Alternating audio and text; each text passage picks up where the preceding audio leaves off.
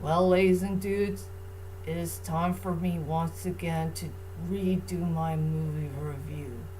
The movie review that I did from 5 years ago. And this movie review I'm going to do is my very first movie that I ever seen in movie theaters. And it deserves to be one of the most underrated movie sequels of all time. Well, anyway, hi, ladies and dudes. This is Rebecca Lynn Barkley, aka Boopbot 1870. This is my review for a day. And today's review, ladies and dudes, well, my friends, it's that time again for another movie review.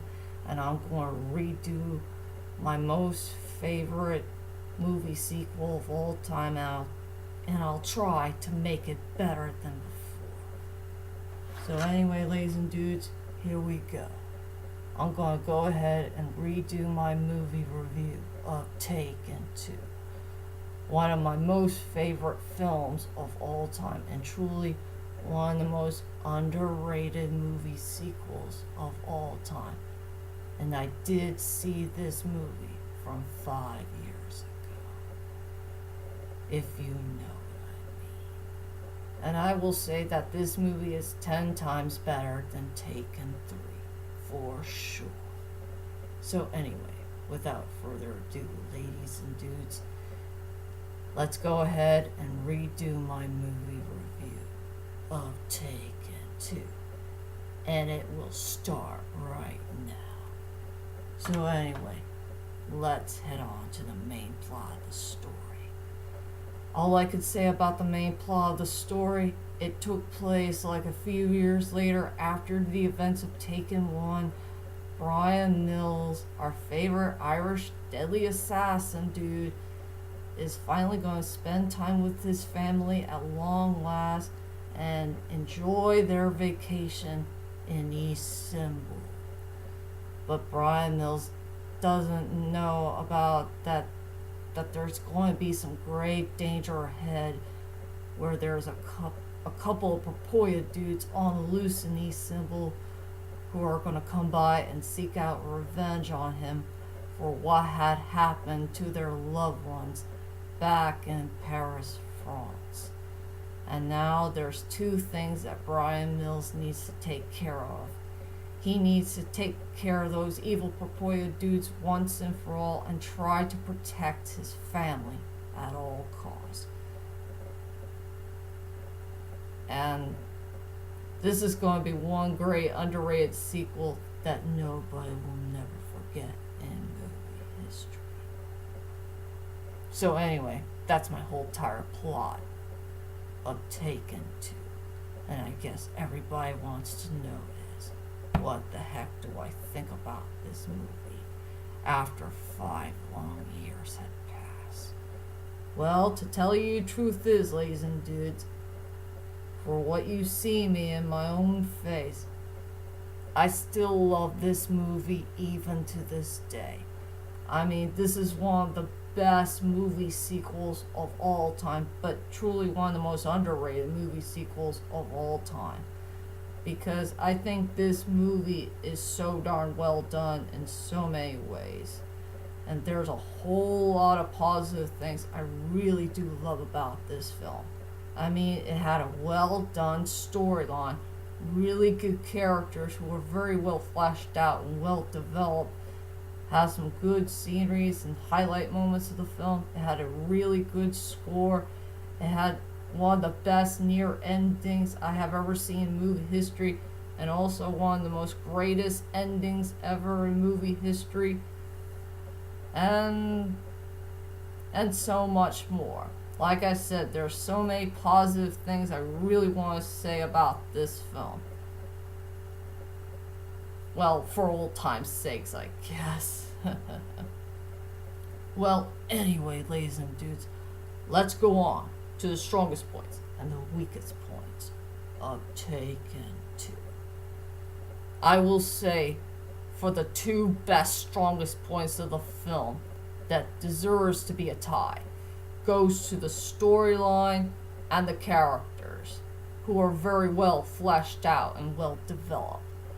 I will say for the storyline, it was so darn well done. I really loved the storyline from start to finish. I mean, I freaking love the storyline for this film. And there's a whole lot of cool stuff that happened in this film.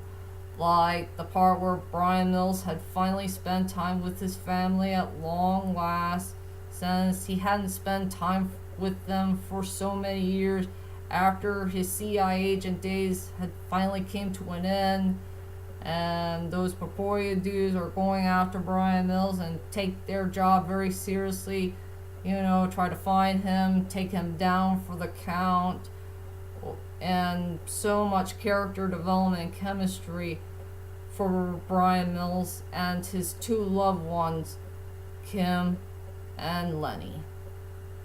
And I love the dialogue for the film, and I love Bryan Mills' most cutest weapon ever, a cell phone. And it had a great near ending, and also a very good end to the film. So yeah, I have nothing else to say about the storyline. So I will say for the strongest point for this movie is the storyline. And the second strongest point I do love about this movie is fleshing out and developing the characters. Well, just for those three main characters anyway, for Bryan, Kim, and Lenny. And I will say their character development and chemistry is so darn well done. It was very well detailed, and I really loved the part where Bryan Mills had finally spent time with his two loved ones at long last, and I fell in love with so many moments that happened in this movie, if you know what I mean. So yeah, for the two best strongest points of the film is the storyline and fleshing out the characters.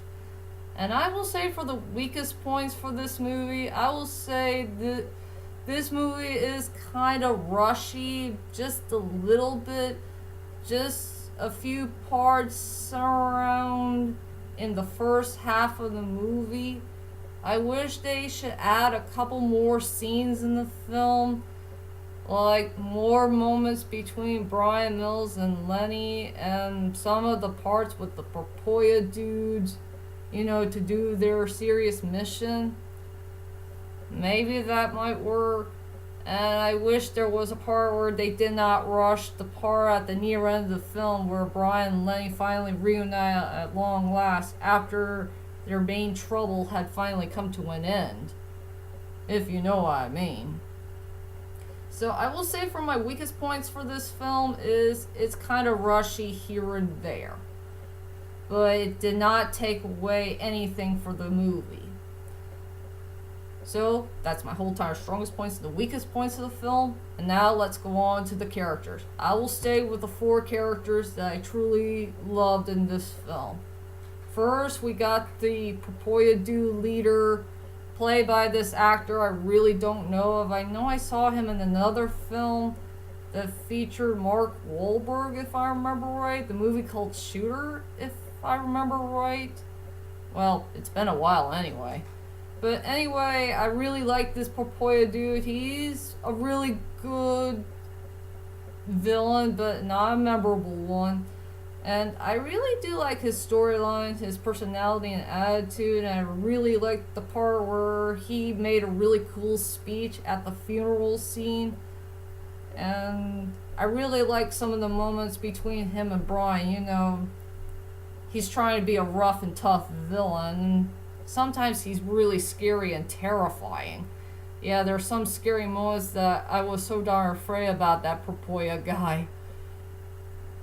So yeah, I really enjoyed that actor. He did a good job of playing a villain. I think he deserves to be one of the most underrated villains I have ever seen in movie history, if you know what I mean.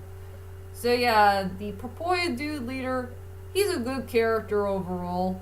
The second character I want to talk about is Kim Mills, played by Maggie Grace. And I want to praise the directors, the producers, the screenwriters, whoever these people are. They did a well done job of fleshing out and developing Kim Mills. so we can finally get to know her just a little bit more. And Maggie Grace did a really good job of playing her character very, very well. With her great storyline, great personality, and attitude, she's becoming a matured character, and I love the character development and chemistry that she had with her father. And I will say my most favorite moment about Kim Mills is when she and her daddy were all alone in that taxi car, and they had a very cool but sad breakdown moment where time is running up and they're not sure about Lenny's fate, if she's going to die or not, but Bryan Mills is going to keep her promise for Kim that he will find a way to save Lenny on time before time will run out. Something that'll bring into a tear in my eye. So yeah, Kim Mills, she's a great character overall.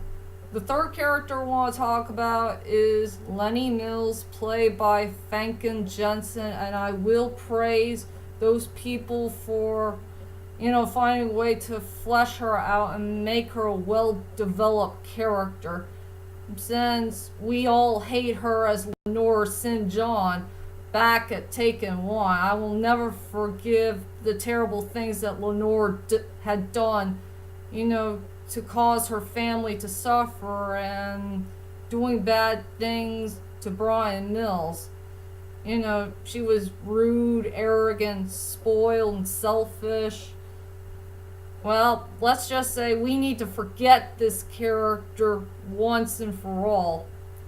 So, Lenore St. John is finally out of the picture for good.